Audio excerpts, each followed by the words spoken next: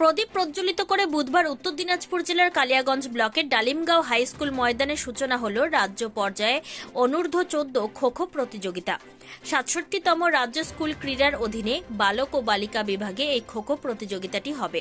এদিন প্রতিযোগিতার সূচনা অনুষ্ঠানে উপস্থিত ছিলেন উত্তর দিনাজপুর জেলা পরিষদের সভাধিপতি পম্পা পাল, রায়গঞ্জের বিধায়ক কৃষ্ণ কল্যাণী, ইসলামপুরের পুরপ্রধান কানাইয়ালাল আগরওয়ালা, মহিলা খো-খো কমিটির রাজ্য চিফ কোঅর্ডিনেটর বিজন সরকার, কালিয়াগঞ্জ পঞ্চায়েত সমিতির সভাপতি বাপ্পা সরকার, জেলা পরিষদের কর্মাধ্যক্ষ নিতাই বৈশ্য ও লতাদেব শর্মা, সদস্য রামদেব সাহানি প্রমুখ।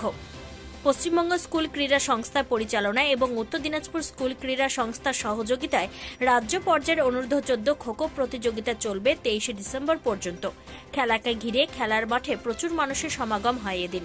নিজস্ব সংবাদদাতা, খবর কালিয়াগঞ্জ।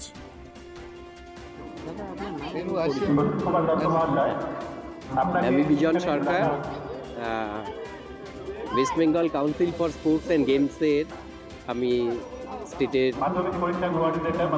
চিফ কোঅর্ডিনেটর গার্লস কম্পিটিশনে। আমরা এখানে রাজ্য যে খোখো প্রতিযোগিতা হচ্ছে সেটা দেখতে এলাম, কেমন হচ্ছে, কী ধরনের সমস্যা আছে বা কোন কোন দল করলো না, কি কি প্রবলেম আছে সেগুলো দেখার জন্য এসেছি এবং উৎসাহ দিতেই আসা মূলত, যে বিভিন্ন জেলা থেকে যে ছেলেরা এসছে এবং আগামীকাল থেকে মেয়েরা আসতে শুরু করবে। এটা আন্ডার 14 বয়েজ অ্যান্ড গার্লস দুটো হবে, বয়েজটা শুরু হয়েছে, গার্লসটা শুরু হবে, তো সেটার জন্যই আসা। দাদা, উত্তর দিনাজপুর জেলা কালিয়াগঞ্জ একদম সীমান্তবর্তী অঞ্চল, সেই অঞ্চলে একটা স্টেট লেভেলে এরকম খেলার আয়োজন, কতটা উৎসাহ দেখছেন ছাত্রছাত্রীদের? আমি এটা দারুণভাবে দেখছি, মানে আমার নিজেরই খুব ভালো লাগছে যে বাংলাদেশ বর্ডার থেকে মাত্র কয়েক কিলোমিটার, সেখানে আমরা রাজ্য প্রতিযোগিতা দিতে পেরেছি এবং এই জেলা যথেষ্টভাবে সহযোগিতা করেছে এবং বিদ্যালয় যথেষ্টভাবে সহযোগিতা করছে এবং আমরা আশা করছি খুব সাফল্যের সঙ্গে আমরা এই রাজ্য খোখো প্রতিযোগিতা এখান থেকে শেষ করব। শুধু শেষ নয়, আমরা চাইব যে জাতীয় টিম তৈরি করতে। এই যে ছেলেরা খেলছে এবং কয়েকদিন পরে মেয়েরা খেলবে, তাদের জাতীয় টিমে তারা জাতীয় প্রতিযোগিতায় তারা অংশ নেবে, আমাদের বাংলার মুখ উজ্জ্বল করে তারা পুরস্কার জিতবে। দাদা, এই কালিয়াগঞ্জ থেকে প্রচুর দেখা যায় ছাত্রছাত্রী খোখো প্রতিযোগিতা খেলতে যায়, অনেকে আর্থিক অনটনের কারণে পিছিয়ে পড়ে, তাদেরকে কীভাবে সহযোগিতা করবে? আমি, যারা আপনারা সাংবাদিক আছেন, আমি আপনাদেরকে অনুরোধ করব, আমি আপনাদেরকে বিশেষভাবে অনুরোধ করব, আপনারা এরকম প্রতিভা থাকলে আমাদের জানান।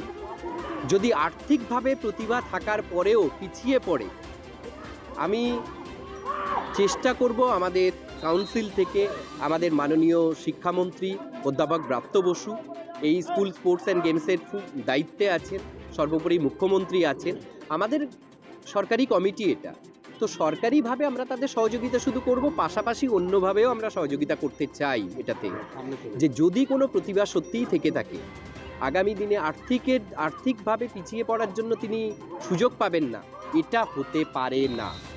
এটা আমরা কোনোভাবেই বরদাস্ত করব না। যে কোনোভাবে তার সাহায্য করাটাই আমাদের দায়িত্বের মধ্যে পড়ে এবং এই জন্য কালিয়াগঞ্জে ছুটে আসা। পুরস্কার অলরেডি আমরা জাতীয় স্তরে পেয়েছি, সোনা, রূপো এবং ব্রোঞ্জ, আরও অনেকগুলো কম্পিটিশন বাকি জাতীয় স্তরে।